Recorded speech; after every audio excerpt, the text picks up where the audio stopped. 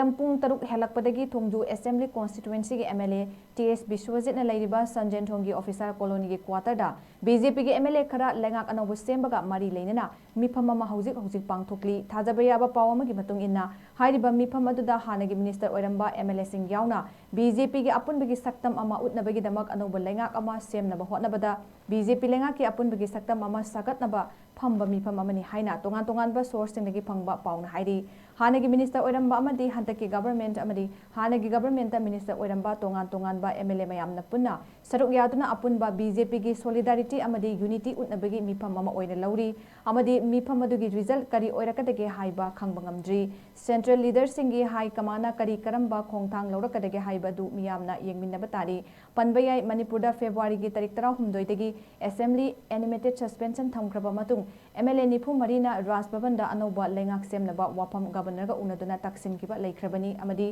BJP के spokesperson Samit पत्रनसु मणिपुरदा लाक्तुना तोंगान तोंगानबा एमएलए सिंग उनदुना क्लोज डोर मीटिंग पांगथोकिबसु लेख्रबनी।